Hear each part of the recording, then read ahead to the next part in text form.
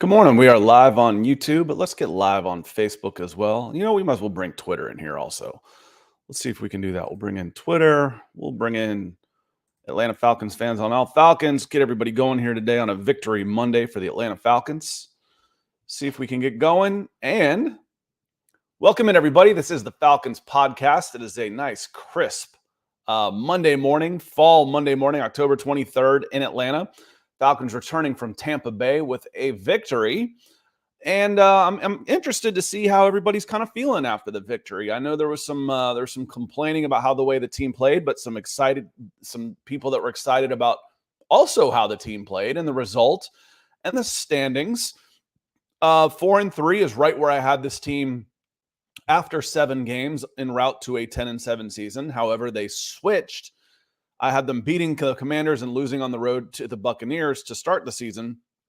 And frankly, they should have beaten the Commanders as well. And they should have beaten the Tampa Bay Buccaneers the way that Atlanta played and the way the Buccaneers played. Atlanta could have won this game by 3 scores. I think that is part of the frustration, knowing that you're not going to be able to play like this and beat better teams. However, a road win in the NFC South division, for the division lead, get it. You win the division, forget everything else. You win the division, you get in the playoffs. That's progress. That's all good things. But there are some concerns out there. And again, it's pretty obvious what the concerns are. Desmond Ridder gave the ball away again 3 times.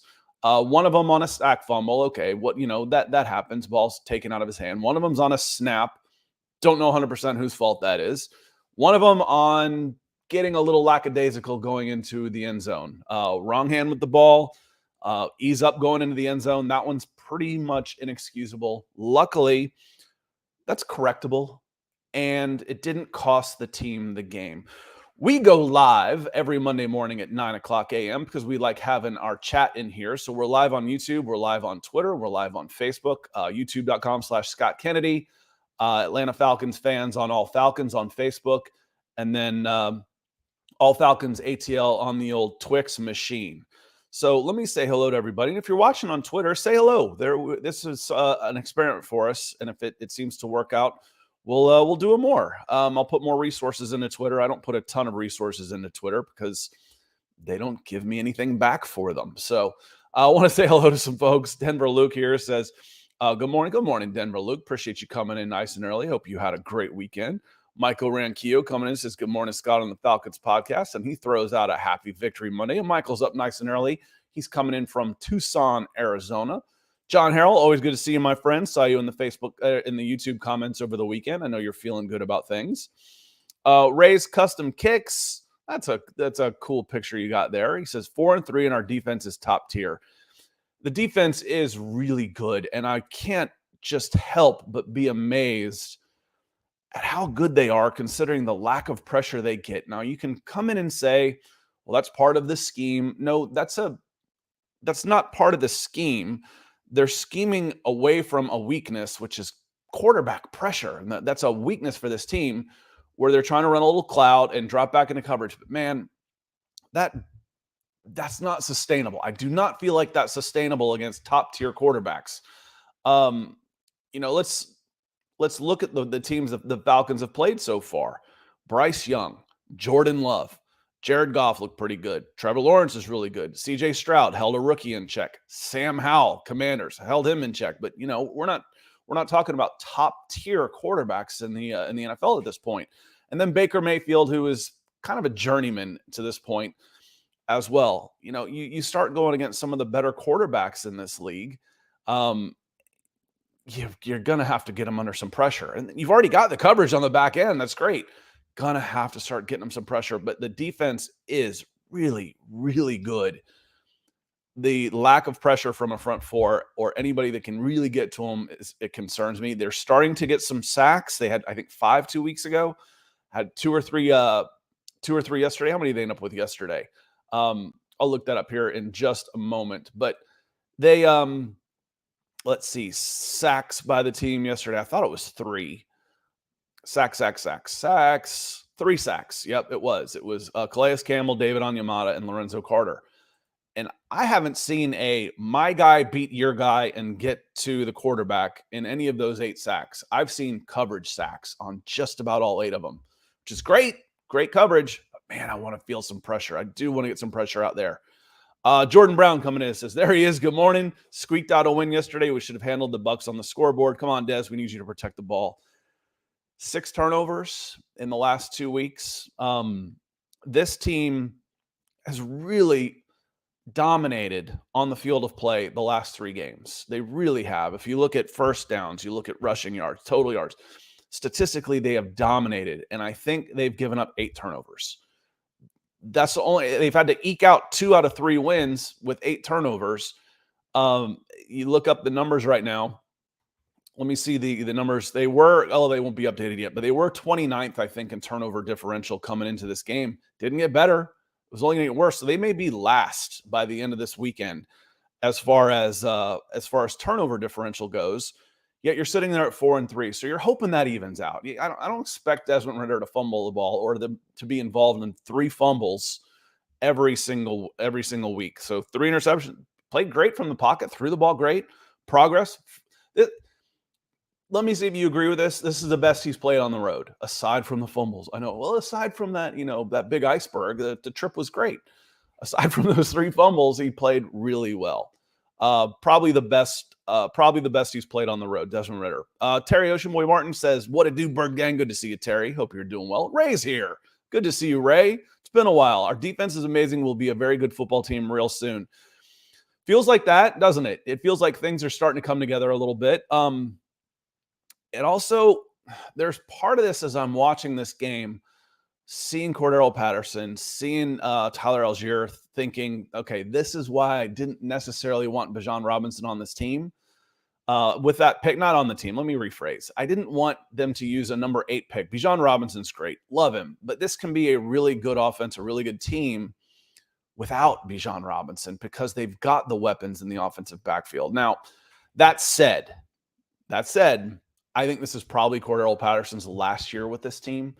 There were a lot of trade rumors. I don't know if that's going to happen. He's got 1 more year of a pretty affordable contract, but with Bijan Robinson and Tyler Algier both healthy, there's just not enough room to go around for a weapon like Cordero Patterson. I don't want him just to be relegated to being a kickoff return man and touching the ball just a couple times a game. Maybe get 1 return a game. I'd rather see him, somewhere where he'd get a chance to play more, and he deserves that. And I don't know if he's going to get that opportunity with Tyler Algier and Bijan Robinson in the backfield. And I think he's shown that he's not enough a receiving threat to take snaps away from. You're bringing in a guy like Van Jefferson off of the Rams and putting him right into the lineup. I think the Falcons will make another wide receiver a priority in the offseason. And I don't know that Cordero Patterson's the guy. So with that said, okay, now I've got my 2-headed monster moving forward, for the future, for the next 3-4 years. So I understand it, but in the short term, golly, it's fun watching Cordero Patterson play, and it's fun watching Tyler Algier play. This is one of the best run defenses in the NFL, Tampa coming in. And I looked up one time, in the third quarter, and I was texting during the game, texting my friend, and I said, well, there's no Drake London, no Bijan Robinson, and no Kyle Pitts on the field right now. We have officially hit the F it, we're running the ball down their throats stage of this game for Arthur Smith. And that was late third, I think, when I saw that. You talk about tells. You're like, okay, none of those 3 guys are on the field. You think they're going to throw the ball? No, they didn't. All right, Michael, good to see you, my friend. He says, good morning, Scott. First in the NFC South, 2-0 in the end. There's the number 2 right there. It's 2-0. There was nothing fluky about those losses to the Detroit Lions or Jacksonville Jaguars. Those were NFL games where you got beat. You shouldn't have lost to Commanders. 5-2 would be really nice for now, but 4-3. And you look at the slate of games that are coming up quickly. At Titans is winnable. Vikings is winnable. Cardinals is winnable. Saints at home is winnable. Jets is winnable. Buccaneers, we know that one's winnable. Panthers, Colts, Bears, Saints. Frankly, looking at those, you might say at Jets maybe at Saints, depending on if they get their act together or not. If they show that the last quarter and a half of their game on Thursday night is who they can be, Falcons might be favored in the rest of these games, for goodness sakes. So win 60% of those. What, we got 10 games left, 6. No, that'd put you at 10-7 right there. I don't think 11-5 is out of the question. If you clean up the turnovers, this is a team that can win every game. They've won 2 out of 3 with 8 turnovers. That ought to tell you something. And as John says, I'm not mad. Fumbles can be fixed. Marco, I appreciate you, dude. He says, best Falcons content on the tube. Thanks for your hard work and impartial observations. I can't say I'm impartial. Again, I've grown up in Atlanta as an Atlanta sports fan, so I'm a little cynical. I've earned it. I've got the stripes, the scars to prove it. I am a little cynical. So I kind of joke that, people want to try trash talk a Falcons fan. I'm like, dude, what are you going to say to us? What are you going to say to a Falcons fan that's going to hurt them any more than this team has hurt? The self-inflicted wounds. It's like having, being the youngest and having 3 older brothers. You think you're going to trash talk that kid with 3 older brothers? They've already whipped him up pretty good. So, yeah, it's I am a cynical sort. I'll tell you flat out. I am on the negative side of things. I've earned that. I have earned it. And if you're close to my age, one of these Gen Xers, you get it. You get it. Look at Michael W. coming in from Bermuda. Thank you, sir. Appreciate you being here. He says, ugly win, but I'll take it. Work in progress with lots of room to grow. And that's the thing. You feel like the Falcons have put together a complete game. Again, how could you say that with 8 turnovers, yet they've won 2 out of 3? And part of that is the schedule. We said that going in. We knew that. That's okay. Well, and y'all asked me in the chat and just asked each other, what are they going to say when Desmond Ridder starts winning games? What are they going to say when the Falcons start winning games? They're going to say their schedule stinks. And who cares? I don't care. Do you care? Who cares? And that's one of the things that gets me. Well, they haven't beaten anybody. Well, the Falcons were a nobody. You got to become somebody, you got to beat the nobodies. I never really understand that when a team starts climbing over the bad teams, when they were down in the dregs, and they start climbing over these bad teams. Well, they haven't beaten anybody. They were nobody. In order to be somebody, you got to beat the nobodies too. Nobody's saying Super Bowl yet, for goodness sakes. But Michael, appreciate you being here. I want to say hello to Jacqueline, who's come in with a super sticker. Thank you so much, Jackie. I appreciate you being here. And just a reminder, if you're on Facebook, if you're on YouTube, the most direct way you can support the channel and the things that we do here. And Nick will be back. Nick will be back on Wednesday. He was traveling to Colorado last week, so this is the last time I'll go solo. We'll go about another 20 minutes or so this morning. Then we'll be back on Wednesday, 9 a.m. Eastern time. But the most direct way to support the channel, you can give stars on Facebook and super chats or super stickers, or even super thanks if you're watching after the fact on YouTube. So certainly appreciate you, Jacqueline. She says good morning to all of you. So that's me, that's you, that's all of y'all. So good to see you, Jackie. I hope you had a great weekend. Anthony Evans says good morning, guys. Good morning to you as well. And John Harrell, I feel this one down deep. He says, please go get Hunter. Danielle Hunter from the Minnesota Vikings. When's the last time, this feels like a Braves move, doesn't it? When's the last time the Falcons made a move to kind of go for it midseason? It's been a while. I don't remember. It's been a while since they've been relevant. So I know that I can't remember too many moves towards the trading deadline in October where they really added a significant piece to elevate the team. I'm sure someone in the chat will remind me, and we'll go through that once I scroll down. But the Braves do that all the time. That's something that I didn't grow up with in the 80s, but in the 90s, the Braves started doing it. And one of my favorite moves of all time, when you grow up an Atlanta sports fan in the 80s, you start looking at other teams. It's one of the reasons I do what I do, is because I started watching the draft, minor league baseball, and see the up-and-coming players. I'd watch teams in the postseason. My favorite non-Brave was the crime dog, Fred McGriff. I just loved his demeanor. I loved his stance and his swing, that helicopter finish with those really quiet hands. It just reminded me like a crossbow where he just cocked back and then cocked and loaded and then release. Loved him. So when the Braves went out and got him, that was one of my favorite all-time moves. I'm like, you went and got my favorite player that's not on the Braves. That was awesome. And then he turned out to be just everything that you were hoping he could be. This is how I'm starting to feel about Danielle Hunter for the Atlanta Falcons. This is a guy who could make a move like that. And the Falcons, in order to get him, it would be a little costly. They're going to have to go do something to give up something you don't necessarily want to give up. You know, what do you think? What would you be willing to give up for Danielle Hunter right now? I figure you're talking, you've got right now, if you look at Tankathon, your first, second, third, and fourth, you've got your own, which is 20, 53, 84, and 121.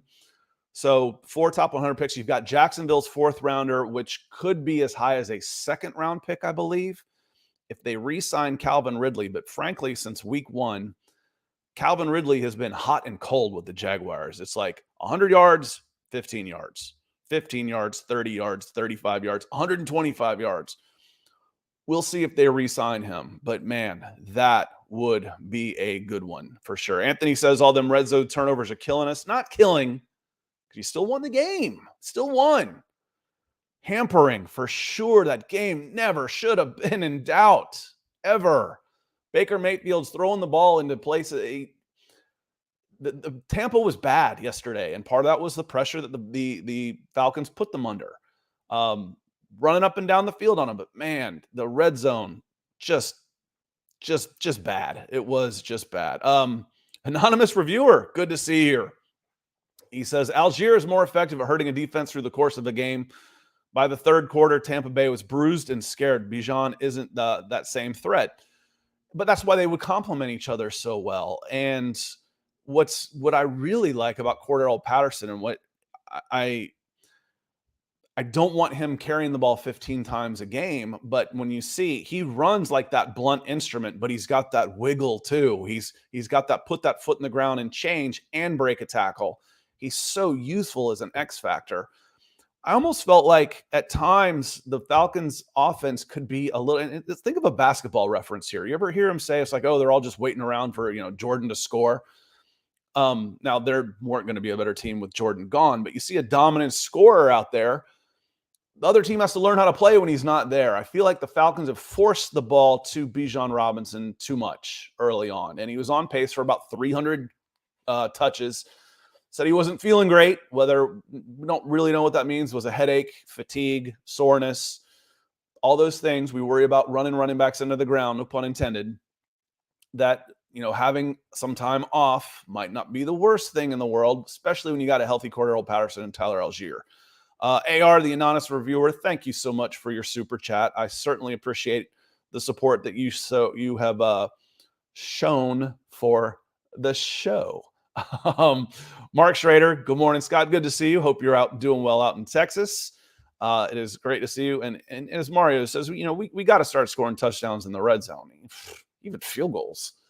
You get those 3 field goals, and this game is a 2-score game too. You damn sure can't turn the ball over down there 3 times on the one. That's unheard of. I mean, you see that happen, and teams don't win those games. And as Ray's talking about Cordarrelle, keep him for depth. You never know with injuries. Yeah, no, I agree. And I don't think his cap number is even that high next year. But if the Falcons do need to clear some cap, they won't get a big return on him because he's only got 1 year or so left on that he'll have 1 more year left on him because of the wear and tear. They may have restructured him because he's got, if I look at Spot Rack now, and I thought he had a 3-year deal, but Spot Rack right now says that he's only on a 2-year deal, this being the 2nd year, and then he's got void years. So he's not actually under contract according to Spot Track next year, but he carries a $2.5 million dead cap. Huh. Well, if you're going to be paying him 2.5, you might as well give him another 2.5 and have him count 5 and keep him. 5's a lot of money for a running back 3, though. That's a lot of money. So we will see. I don't remember that. I could have sworn that was a 3-year deal where the third year of that deal was basically an option year because he didn't carry hardly any dead cap money. I'll check on over the cap as well, because that surprises me. So I feel like something has changed there. Keith and Ellen Johnson, good to see you. He says, good morning. If we can stop the turnovers, I think we have a chance. Yeah, you stop the turnovers and you'll have a chance in every game. I just read through the last 10 games. Again, Titans, Vikings, Cardinals, Saints, Jets, Buccaneers, Panthers, Colts, Bears, Saints. How many winning records are even in there right now? Any? Are there any winning records still on there? I don't think there are. I don't think there's a single team left on the schedule with a winning record. There you go. But we knew that going in. That was one of the things about, the over-under. I think the worst over-under I saw out of all of them, though, was like Desmond Ridder for 15 touchdowns, rushing and passing. I'm like, okay, so you're saying Desmond Ridder is only going to play 3 or 4 games. That one seemed a little nuts to me. So certainly appreciate you coming in. It is good to see you. Our friend Joe Cannon is coming in on Facebook. He says, great morning, Scott. Has Jeff Okudah proved back to his old form? Jeff Okudah is playing great.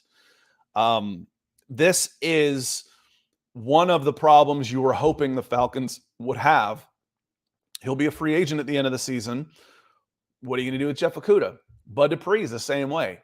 I'd like to see Bud Dupree back on a 1-year deal, wouldn't you?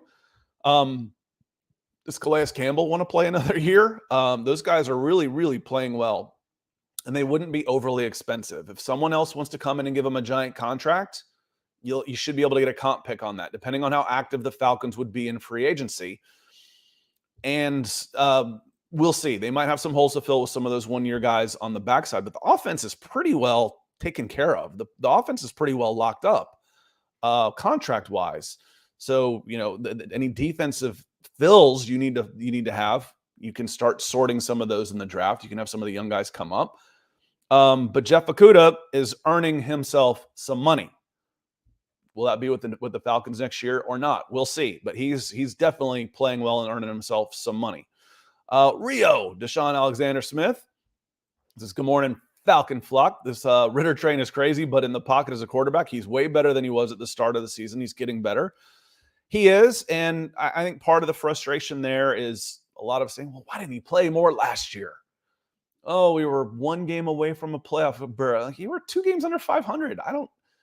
Just because they've watered down the playoffs that an 8-9 team can get in doesn't mean you're worth a damn. I don't know. Y'all may feel differently than me, but I don't really care about making the playoffs as when I'm sitting there at 4-6.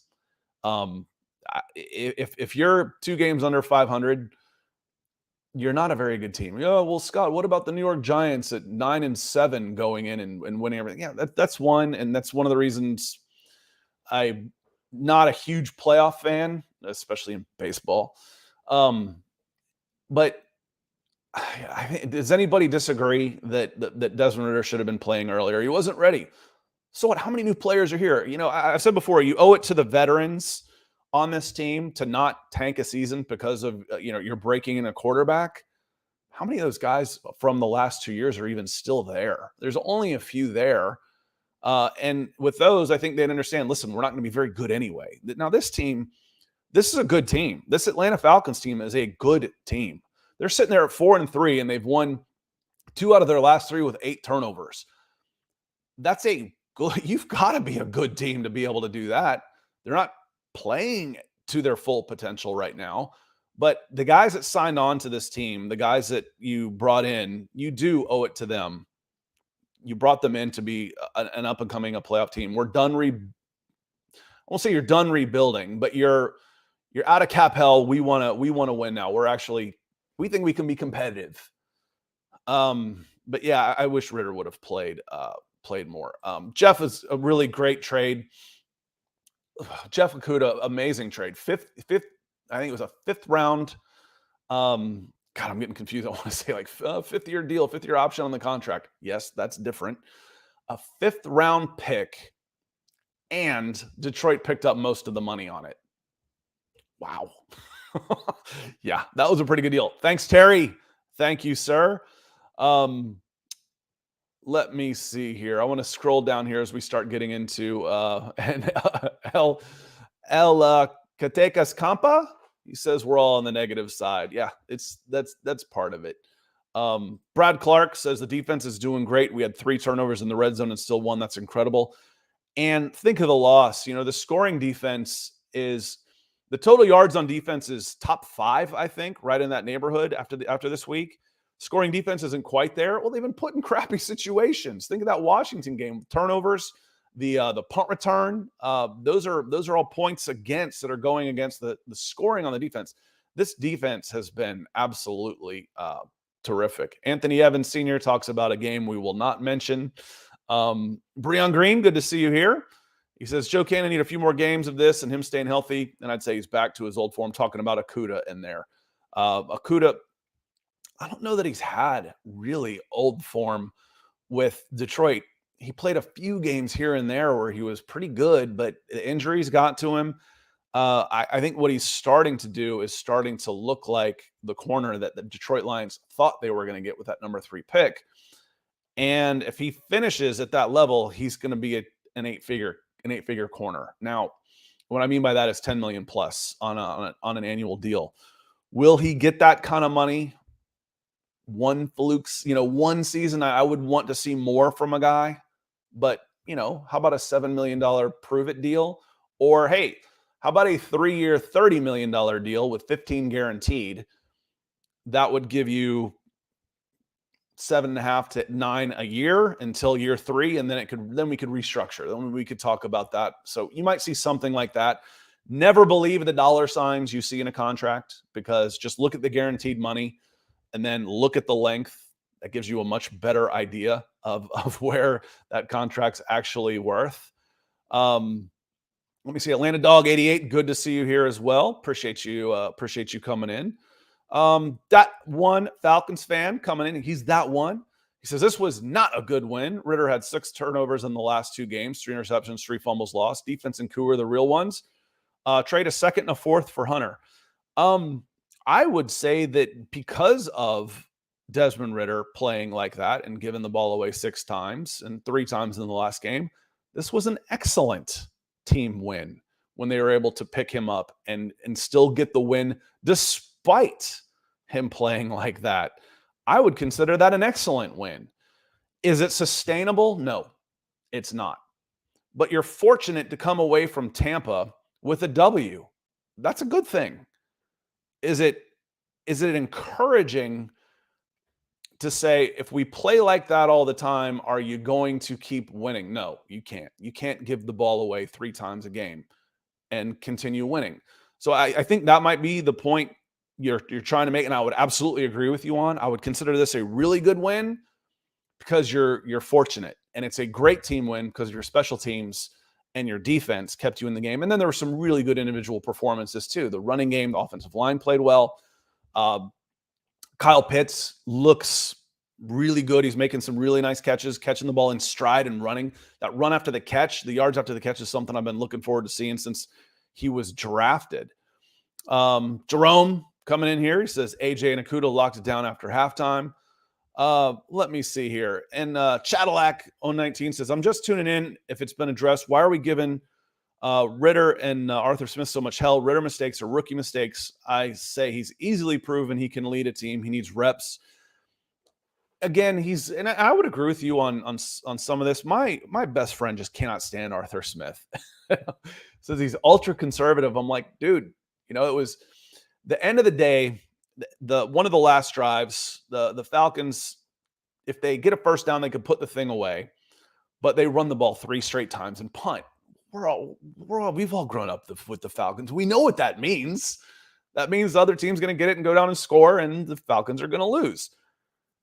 You want Ritter putting the ball in the air after 3 turnovers? Probably not. Have the Falcons had a defense this good since God knows when? Maybe once in our lives? It's the right move. The conservative move was the right move. You're going down, it's 4th and 1. You kick a field goal to take the lead to make it 13-10. It's been 10-10 forever. You're in the beginning of the 4th quarter, late 3rd.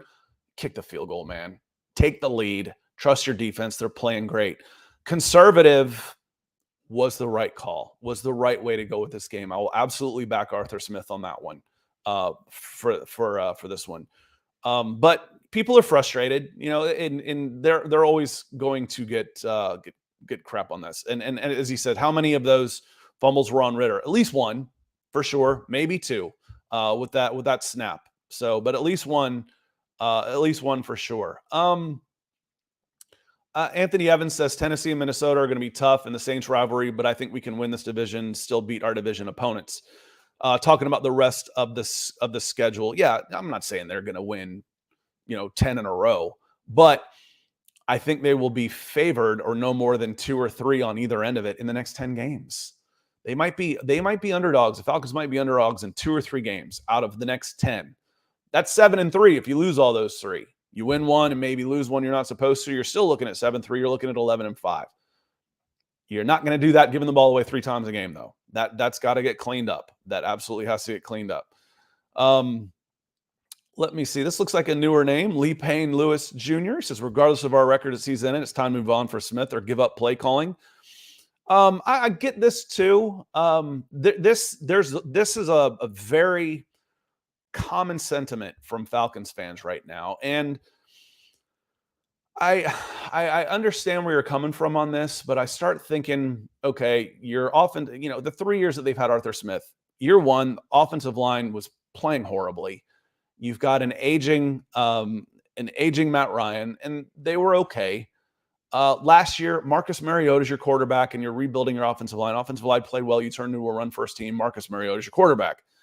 This year, you're basically breaking in a rookie. Whose fault is that? Part of it's Arthur Smith's. I get it. But I haven't seen, I haven't seen the personnel on this team for them to fire on all cylinders. I still think they're getting there. I'm not willing to pull the plug on Arthur Smith and Desmond Ridder as they're going through growing pains that are sitting at 4-3. I see this team. This team plays hard. They play hard for Arthur Smith. And I think he does a good job of getting the best out of them. And being conservative, like I said, I think was the right call. I don't feel like this is a Super Bowl team, so I'm willing to see this year play out. And then we'll see. But I haven't seen the quarterback play for this team. If you want to put that on Arthur Smith, I'm more of a personnel guy. Aging Matt Ryan, Marcus Mariota, Desmond Ridder. The Falcons haven't had a plus quarterback in his 3 years. Now, whose fault is that? Part of it is Arthur Smith's. I'd be with you on that one. I have got to get out of here. I'm going to hop over. And Jason B, good to see you, says this is Arthur's first year with a real team, without a doubt. And you're still not there with a veteran quarterback. That's the thing. But they can't come out and they have to show improvement this year. 7 wins isn't going to cut it. They can win 10 and still not be a really good team. They could be an average team and win 10. They haven't been an average team the last 2 years. They've been a bad team. Move up to average, win 10. I think they can make the playoffs and win the division as an average team. Steps, progress. I don't know about y'all. Some people say, oh, if you're not going to win the Super Bowl, what are you even looking for? Man, I'm just looking to get better. If you improve, you can eventually you'll get there, at least be in the conversation for it. That's what I'm looking for. The incremental improvements. I've seen it. I have. This roster is so much better than what they inherited. I think they did a great job of navigating the salary cap. The draft picks have been solid. I've seen the improvements. The arrow is pointing in the right direction. I'm not making changes like that. I want to see continual improvement on that. On that note, I am going to get out of here. Nick and I will be back on Wednesday to talk about this team, the future of this team. It's almost Halloween. We can start talking some draft too. Where can you get this? And maybe, just maybe, we're about 8 days from the trade deadline. Falcons make a move at edge. That would be really, really interesting. I think all the Falcons fans would be pretty happy to see Mr. Hunter come in from the Minnesota Vikings. Let's see. They play on 11-5. You can play this weekend on the 30th and then send him on over. Do you think they want to face him on 11-5? Going to have to make it worth their while. So we're going to get out of here. I appreciate everybody for being here today. Jacqueline, anonymous reviewer, coming in with my super stickers and super chats on YouTube. Thank you so much. Appreciate y'all being here on Facebook. And if you're watching on Twitter, leave me a comment. I don't know that anybody ever watches these things on Twitter. That's one way to find out. So thanks for being here. I hope you all have a great day. It is gorgeous outside. It's beautiful fall weather we have in the South.